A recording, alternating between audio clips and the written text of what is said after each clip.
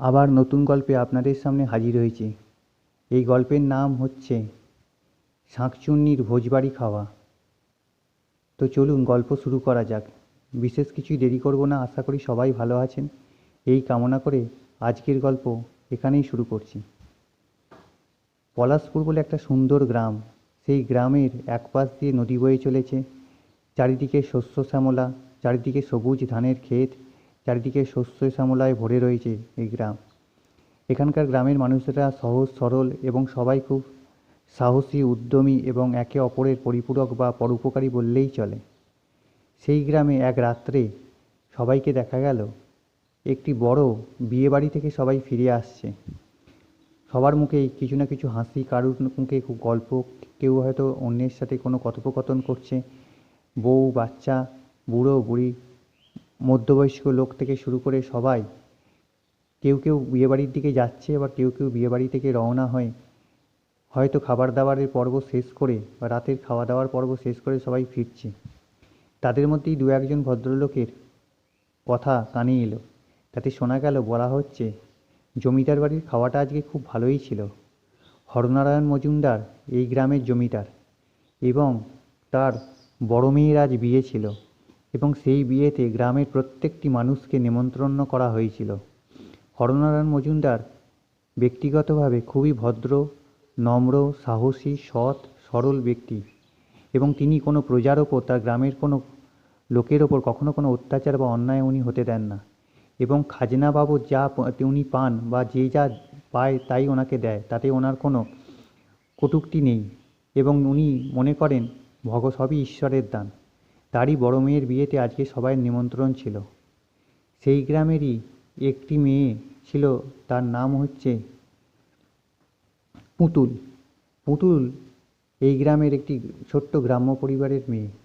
তার বাবা জাতে কৃষক বা চাষি। হরনারায়ণ মজুমদারের বিয়েবাড়ি খেয়ে গ্রামের লোকেরা যখন বিয়েবাড়ি থেকে ফিরছেন, তখন অনেকটা রাত হয়ে এসছে। ফিরতে ফিরতে সবাই একটাই কথা মুখোমুখি আলোচনা করছে যে জমিদারবাবুর কিন্তু মন আছে।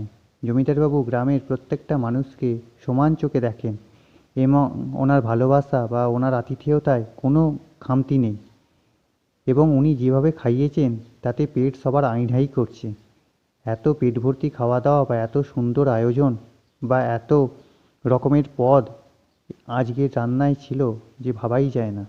এই কথা বলতে বলতে যখন দুজনে সবাই মিলে ফিরছেন গ্রামের ভোজবাড়ি খেয়ে, তখন ওই গ্রামেরই একটি মেয়ে, যার কথা বলছিলাম, তিনি হচ্ছে পুতুল। পুতুলের বাবা গ্রামে একজন চাষি, এবং ক্ষেত খামারি করেই তাদের দিন চলে।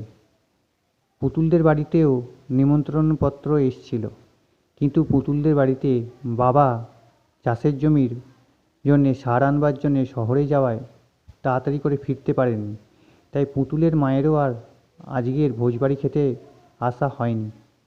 কিন্তু পুতুলকে বারবার করে বলা সত্ত্বেও বা বারণ করা সত্ত্বেও পুতুল কিন্তু কথা শোনেনি মায়ের। সে কিন্তু ভোজবাড়ি খেতে চলে এসছে, এবং গ্রামের মধ্যে দিয়ে ক্ষেত ধরে ধরে বা ক্ষেতের আল ধরে ধরে যাবার সময় তার মনে হচ্ছে আসাটা হয়তো ঠিক হয়নি, কারণ অনেকটা রাত হয়ে গেছে, বাড়ি ফিরতেও প্রায় অনেক রাত হয়ে যাবে, এবং অধিকাংশ গ্রামের মানুষই খাওয়া দাওয়া সেরে সব বাড়ির পথে রওনা হয়েছে। কিন্তু বিয়েবাড়িতে ভোজ খাওয়ার একটা যে আনন্দ বা সুখ, সেটা পুতুল কিন্তু ছাড়তে চায় না। তাই পুতুল সমস্ত কিছু উপেক্ষা করে সে কিন্তু জমিদার হরনারায়ণ মজুমদারের বাড়ির উদ্দেশ্যে রওনা হয়েছে। চাষের জমির পাশে যে আল থাকে বা ক্ষেতের পাশে যে আলগুলো থাকে, সেই উঁচু করা মাটির ঢিপির ওপর দিয়ে চলতে চলতে পুতুল ভাবছে সামনে একটা বড় বাঁক আছে। সেই বাঁকের মুখেই একটা কিন্তু প্রকাণ্ড শ্যাওড়া গাছ আছে। গ্রামের লোকেরা বলা বলি করে ওই শ্যাওড়া গাছে নাকি এক পেত্নী থাকে। কিন্তু এখনো পর্যন্ত পুতুলের সঙ্গে সেই পেত্নীর দেখা সাক্ষাৎ হয়নি, বা পুতুলও কখনো তার অস্তিত্ব বুঝতে পারেনি। তাই পুতুল যখন ওই ক্ষেতের আল ধরে ধরে যাচ্ছে, আর কি